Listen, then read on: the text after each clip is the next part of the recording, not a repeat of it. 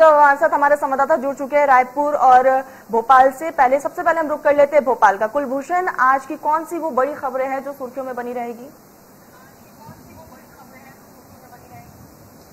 बिल्कुल, अगर आज की बड़ी खबरों की बात की जाए तो जिस प्रकार से आज बीजेपी संगठन की एक बड़ी बैठक कांग्रेस के दिग्गज नेता दिग्विजय सिंह के गढ़ में है और बीजेपी अब जो है पूरी तरीके से 2023 के चुनाव में जुट चुकी है, क्योंकि ये देखा जा रहा है कि जो बीजेपी है उसने रणनीति बनाई है कि कांग्रेस के दिग्गज नेताओं के गढ़ में वो अपने संगठन को मजबूत करेंगे, वहां बैठक करेंगे और रणनीति बनाएंगे, मंथन करके जो कार्यकर्ता हैं उनको मैदान में उतारेंगे। इसके पहले भी ज्योतिरादित्य सिंधिया का जो कार्यक्रम था वो छिंदवाड़ा दौरे का था, लेकिन किसी कारणवश ये कार्यक्रम रद्द हो गया। लेकिन अब कांग्रेस के दिग्गज नेता दिग्विजय सिंह के गढ़ में आज बीजेपी संगठन की एक बड़ी बैठक रखी गई है। सुबह 10 बजे ये बैठक शुरू होगी और तकरीबन रात 8 बजे तक ये बैठक चलेगी। इस बैठक में मुख्य रूप से मुख्यमंत्री शिवराज सिंह चौहान, बीजेपी के प्रदेश अध्यक्ष बी.डी. शर्मा सहित संगठन महामंत्री, प्रदेश प्रभारी बैठक में मौजूद रहेंगे। बीजेपी सेक्टर मंडलम के अध्यक्षों की ये बैठक रखी गई है और संगठन को और किस प्रकार से मजबूती मिले, इसके साथ ही डोर टू डोर कैंपेन में जो सरकार की योजनाएं हैं, केंद्र और राज्य सरकार की योजना है, उन योजनाओं का लाभ किस प्रकार से आम जनता को मिले। लगातार जिस प्रकार से सोशल मीडिया में राजनीति होती नजर आ रही है, कई गलत वीडियो जो है वायरल होते हुए नजर आ रहे हैं, हिंदुत्व को बढ़ावा देना, ऐसे तमाम मुद्दों को लेकर जो है आज की बैठक में चर्चा की जाएगी। सुबह 10 बजे यह बैठक राजगढ़ में शुरू होगी। तो कह सकते हैं कि आज की यह मुख्य और अहम बैठक जो है कांग्रेस के दिग्गज नेता दिग्विजय सिंह के गढ़ में होने जा रही है और अब बीजेपी ने कांग्रेस के नेताओं को घेरने की रणनीति बनाना शुरू कर दी है। इस बैठक का मुख्य उद्देश्य यह है कि 2023 और 23 के पहले जो मध्य प्रदेश की 3 विधानसभा सीट और 1 लोकसभा सीट में उपचुनाव होने हैं, तो इसको लेकर जो है बीजेपी अभी से अपनी तैयारी में जुट चुकी है और कार्यकर्ताओं को जो है जिम्मेदारी देती हुई नजर आ रही है। मुख्यमंत्री शिवराज सिंह चौहान दिल्ली से इंदौर पहुंचेंगे। इंदौर से बुरहानपुर के शाहपुर में उनका एक लोकल कार्यक्रम है और 4 बजे वो राजगढ़ के लिए रवाना होंगे। 4 बजे से लेकर 7 बजे तक मुख्यमंत्री इस बैठक में शामिल होंगे और कार्यकर्ताओं को टिप्स देते हुए नजर आएंगे। हालांकि इसके पहले भी ये देखा गया था कि जब मुख्यमंत्री प्रदेश बीजेपी कार्यालय पहुंचे थे और यहाँ पे बैठक में शामिल हुए थे, तो उन्होंने सीधे तौर पे कार्यकर्ताओं को ये कहा था कि अब आप मैदान में जुट जाइए, क्योंकि कोरोना लगभग समाप्त हो चुका है और तकरीबन 1.5 से 2 साल जो है कार्यकर्ता अपने घरों में कैद रहे हैं। संक्रमण का कहीं ना कहीं डर था, लेकिन अब आम जनता को किसी प्रकार की कोई परेशानी ना हो, इसलिए डोर टू डोर सिंगल व्यक्ति जो है वो कैंपेन करे, एक दूसरे की बुराई ना करे। अगर किसी को पद ना मिला है तो वो पद के पीछे ना भागे।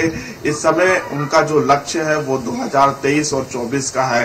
तो यहाँ पे आज और नए टिप्स जो है वो कार्यकर्ताओं को मुख्यमंत्री देंगे। इसके साथ ही प्रदेश अध्यक्ष बी.डी. शर्मा संगठन पर किस प्रकार से जोर दिया जाए और सदस्यता अभियान पर कैसे जोर दिया जाए, गांव-गांव कैसे कार्यकर्ता घूमे, इसको लेकर जो है बी.डी. शर्मा आज टिप्स देते हुए नजर आएंगे। तो कह सकते हैं कि एक अहम और बड़ी बैठक बीजेपी की आज राजगढ़ में रखी गई है और इस बैठक का जो मुख्य उद्देश्य है वो सिर्फ ये है कि कांग्रेस के दिग्गज नेताओं को कैसे उनके गढ़ में घेरा जाए। इसके साथ ही कांग्रेस की आज एक बड़ी यात्रा यहाँ पे निकाली जा रही है, क्योंकि जिस प्रकार से पूरे प्रदेश में ये देखा जा रहा है या देश में देखा जा रहा है, महंगाई से जो है आम जनता परेशान है, तो लगातार जो है अब कांग्रेस रैली और यात्रा के माध्यम से आम जनता तक एक मैसेज पहुंचाना चाहती है और लगातार जो है ये यात्राएं निकाली जा रही हैं। तो जन आक्रोश यात्रा आज पूर्व मंत्री पी.सी. शर्मा के नेतृत्व में भोपाल के बोर्ड ऑफिस चौराहे से निकाली जाएगी और मिंटो हॉल में ये यात्रा समाप्त होगी गांधी जी की प्रतिमा के पास। महंगाई को लेकर ये पूरी यात्रा जो है पी.सी. शर्मा की है। इस यात्रा में दिग्गज नेता शामिल होंगे। इसके साथ ही जूडा जो जूनियर डॉक्टर हैं वो एक दिवसीय हड़ताल पे है। हालांकि 2 दिन पहले उन्होंने चिकित्सा शिक्षा मंत्री से मुलाकात की थी और इसके पहले जो जूनियर डॉक्टरों की हड़ताल हुई थी उस दौरान ये देखा गया था कि जो केस किए गए थे या सरकार की तरफ से या जो रजिस्ट्रेशन रद्द किया गया था उन्हें वापस लेने की मांग जूडा कर रहे हैं। तकरीबन 3000 से अधिक जो है जूनियर डॉक्टर हड़ताल पे रहेंगे, तो इसका सीधा असर जो है हॉस्पिटल अस्पतालों में पड़ सकता है, क्योंकि इस समय जो है डेंगू और वायरल फीवर का अटैक लगातार जो है बढ़ता हुआ नजर आ रहा है और ऐसी स्थिति में हॉस्पिटलों में भी काफी भीड़ देखी जा रही है। तो आज से जो है जूनियर डॉक्टर भी हड़ताल में रहेंगे। जी कुलभूषण, आपसे जूनियर डॉक्टर भी हड़ताल पर रहेंगे। लगातार आप हमारे साथ बने रहिए। इसी बीच रायपुर का रुख कर लेते हैं। अमित हमारे साथ लगातार बने हुए। अमित, कौन सी वो बड़ी खबरें होंगी जो आज सुर्खियों में रहने वाली है?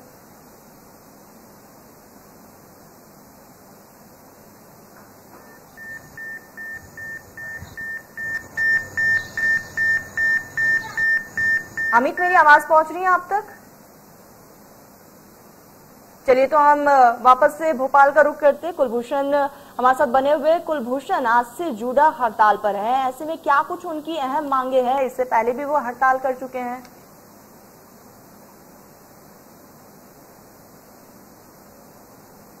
डॉक्टरों जो है इसके पहले भी अनिश्चितकालीन हड़ताल पर बैठे थे और लगातार समझाइश के बाद उन्होंने अपनी हड़ताल समाप्त की थी। जो उनकी मुख्य मांगे हैं, क्योंकि पिछले हड़ताल के समय यह देखा गया था कि कई जूनियर डॉक्टर के जो रजिस्ट्रेशन है वो रद्द कर दिए गए थे, उन पे FIR दर्ज की गई थी। तो ये तमाम जो केस है वो वापस लेने की मांग यहाँ पे जूनियर डॉक्टर करते हुए नजर आ रहे हैं और वहीं जो रजिस्ट्रेशन रद्द किए गए थे वो रजिस्ट्रेशन भी वापस लेने की बात करते हुए नजर आ रहे हैं। तो एक दिवसीय ये पूरी हड़ताल है। अगर जल्द ही जो है सरकार ने या शिक्षा विभाग माफ कीजिएगा स्वास्थ्य विभाग ने उनकी मांगे नहीं मानी तो अनिश्चितकालीन हड़ताल में जो है जूनियर डॉक्टर जा सकते हैं। इसका सीधा असर जो है सरकारी हॉस्पिटल में पड़ेगा, क्योंकि मध्य प्रदेश में 3000 से अधिक जूनियर डॉक्टर की हड़ताल देखी जा रही है और इस समय जो डेंगू का प्रकोप है, वायरल फीवर का प्रकोप है, हॉस्पिटल में ये देखा जा रहा है कि सबसे अधिक भीड़ देखी जा रही है, बच्चे परेशान हो रहे हैं। तो कहीं ना कहीं इसका सीधा असर जो है अस्पतालों में पड़ेगा। हालांकि चिकित्सा शिक्षा मंत्री से यहाँ पे जूनियर डॉक्टरों ने मुलाकात की थी, आश्वासन दिया गया है। देखने वाली बात होगी कि क्या आश्वासन के बाद भी जूनियर डॉक्टर अपनी हड़ताल में बैठेंगे या नहीं। तो आज से जो है जूनियर डॉक्टरों की हड़ताल रहेगी। ऐसी तमाम खबरें जो हैं वो आज की मुख्य हेडलाइन बन सकती हैं, बड़ी खबरें बन सकती है, क्योंकि लगातार कांग्रेस भी जो है सरकार को घेरती हुई नजर आ रही है। जो कांग्रेस की यहाँ पे कांग्रेस ने जो रणनीति बनाई है सरकार को घेरने की, वो अब प्रदर्शन नहीं, यात्राएं हैं। लगातार यात्राएं निकाली जा रही है। 6 सितंबर को ये देखा गया था कि बड़वानी में आदिवासी अधिकार यात्रा कमलनाथ के नेतृत्व में निकाली गई थी। कल पूर्व मंत्री जीतू पटवारी, कुणाल चौधरी के नेतृत्व में काला पीपल में यात्रा निकाली गई। आज पूर्व मंत्री PC शर्मा के नेतृत्व में भोपाल में यात्रा निकाली जा रही है। इसके साथ ही कल देखा जाए तो पूर्व मंत्री लखन घनघोरिया के नेतृत्व में बाढ़ प्रभावित क्षेत्रों के जो प्रभावित लोग हैं उनको मुआवजा नहीं मिला है, उनको लेकर जो है SDM कार्यालय का घेराव है।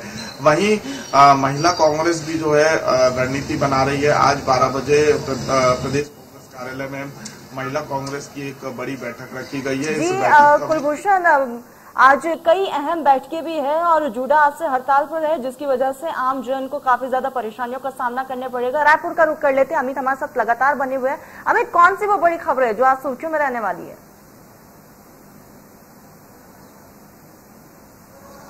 जी, जैसा कि आज भूपेश कैबिनेट की बैठक है और मुख्यमंत्री निवास पर 12 बजे आयोजित इस बैठक में महत्वपूर्ण फैसले कई हो सकते हैं। जिस तरीके से यहाँ पर वर्षा की स्थिति में 12 जिले और कई तहसीलें सूखे की मार झेल रही हैं। तो ऐसे में अवर्षा के कारण जो कमी हुई है और किसानों की चिंता बढ़ गई है, तो ऐसे में किसानों को राहत देने के लिए अवर्षा पर इस स्थिति पूरी चर्चा होगी और इसके बाद उस पर महत्वपूर्ण निर्णय लिए जा सकते हैं मंत्रिमंडल द्वारा। इसके साथ ही इस मंत्रिमंडल की बैठक में नामांतरण जो प्रक्रिया है, रजिस्ट्रीकरण की नामांतरण प्रक्रिया को सरलीकरण के दायरे में लाया जा सकता है ताकि उपभोक्ताओं को परेशानी का सामना न करना पड़े, उसे भी मंजूरी दी जा सकती है। वहीं जिस तरीके से बसों का किराया, जो परिवहन है, अंतर्राज्यीय बसों के किराए की वृद्धि को लेकर 25% वृद्धि की अनुमोदन किया गया था, सैद्धांतिक सहमति मुख्यमंत्री भूपेश बघेल द्वारा की गई थी।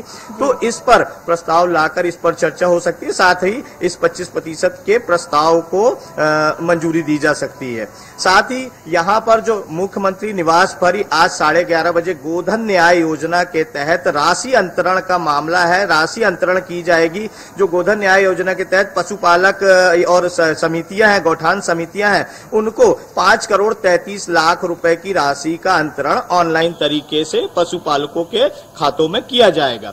ठीक इसी तरह से आज चूंकि अंतर्राष्ट्रीय साक्षरता दिवस है, तो अंतर्राष्ट्रीय साक्षरता दिवस पर मुख्यमंत्री निवास पर ही वर्चुअली एक कार्यक्रम रखा गया है, जिसके तहत जो एक आखर सम्मान समारोह रखा गया है, जो कि साक्षरता प्राधिकरण द्वारा है। और इस कार्यक्रम में जो स्वयंसेवी शिक्षक हैं, अतिथि शिक्षक हैं, उसमें 28 शिक्षकों का सम्मान आखर सम्मान के रूप में किया जाएगा, क्योंकि स्वयंसेवी शिक्षकों के माध्यम से प्रौढ़ शिक्षा कार्यक्रम वगैरह चलाए जाते रहे। तो ऐसे में मुख्यमंत्री प्रौढ़ शिक्षार्थी और इन जो शिक्षक हैं, इनसे वर्चुअली चर्चा करेंगे।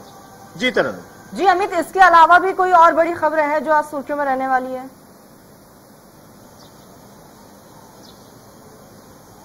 जी बिल्कुल, जिस तरीके से यहाँ पर एक डॉक्टर मनोज लोहाटी का मामला गूंज रहा है और राज्य महिला आयोग द्वारा जो यहाँ पर जिस तरीके से उनकी पिटाई हुई, उसको लेकर विपक्ष भाजपा यहाँ पर आंदोलन कर रही है। उन्हें जो राज्य महिला आयोग की अध्यक्ष है उनको हटाने की मांग कर रही है। इस तरह के कई मुद्दे हैं। साथ ही यहाँ पर जो डेंगू के मामले जो बढ़ रहे हैं, तो डेंगू के मामले लगातार अब ये 375 तक पूरे प्रदेश में हो गए। साथ ही यहाँ पर जो रायपुर राजधानी में जो केसेस हैं उन पर मॉनिटरिंग की जा रही है, क्योंकि प्रतिदिन यहाँ 8 से 10 और 6 इस तरीके से प्रकरण पॉजिटिव मिल रहा है। जबकि यहाँ पर जिस तरीके से एंटीजन टेस्ट वगैरह जारी है, उसके बावजूद यहाँ पे टेस्ट के माध्यम से जो केसेस पॉजिटिव मिल रहे हैं, उसको लेकर स्वास्थ्य विभाग चिंता की स्थिति में है और वह हर तरफ से कोशिश कर रहा है किसी तरीके से डेंगू की रोकथाम लगाई जाए। और वहीं बात करेंगे हम वैक्सीनेशन सेंटर की, तो वैक्सीनेशन सेंटरों पर पर्याप्त मात्रा में वैक्सीन उपलब्ध है और वहां पर वैक्सीन किया जा रहा है। साथ ही 23% जो वैक्सीन लगाने से लोग जो बच गए हैं, उनके लिए स्वास्थ्य विभाग ने अब एक सर्वे का निर्णय लिया है और इन 23% लोगों को चिन्हांकित किया जाएगा। चिन्हांकन के साथ उनको वैक्सीन लगाने की कवायद की जाएगी, क्योंकि ये 23% लोग वो लोग हैं जो किसी न किसी कारण, चाहे वो वैक्सीन की अनुपलब्धता हो, साथ ही वैक्सीन सेंटर में नहीं आने का समय हो, इस तरीके से, और भ्रम की स्थिति में, कई लोग भ्रम की स्थिति में भी वैक्सीन सेंटर नहीं आ रहे, तो ऐसे लोगों को चिन्हांकित करने के लिए एक सर्वे स्वास्थ्य विभाग द्वारा किया जाएगा और उन लोगों को अब वैक्सीन उनके घर तक जाकर लगाए जाने की योजना बनाई गई है स्वास्थ्य विभाग द्वारा। जी तरन। जी अमित, लगातार आप हमारे साथ बने रहिए। कुलभूषण का रुख कर लेते। कुलभूषण, आज सीएम शिवराज सिंह चौहान का दिल्ली दौरा है, ऐसे में खबरें ये हैं कि बीजेपी के कई बड़े नेता से वो मुलाकात कर सकते हैं, तो कौन से वो बड़े नेता होंगे जिनसे वो मुलाकात करेंगे? अभी फिलहाल दिल्ली दौरे के दौरान ये सूचना नहीं लगी है कि वो बीजेपी के वरिष्ठ नेता और केंद्रीय मंत्रियों से मुलाकात करेंगे। जिस प्रकार से उनका जो कार्यक्रम आया है, वो 12:30 बजे इंदौर पहुंचेंगे, वहां से बुरहानपुर शाहपुर में उनका लोकल कार्यक्रम है और वहां से राजगढ़ में जो आज बीजेपी की बड़ी बैठक रखी गई है संगठन को लेकर, इस बैठक में शामिल होंगे। जी कुलभूषण, लगातार बने रहिए। अमित का रुख कर लेते हैं। अमित, अगर हम वहां पर कोरोना के अपडेट की बात करें और डेंगू की बात करें, तो ऐसे में स्वास्थ्य विभाग ने अभी इसको लेकर क्या कुछ तैयारियां की है, क्योंकि लगातार आंकड़ों में इजाफा देखने को मिल रहा है?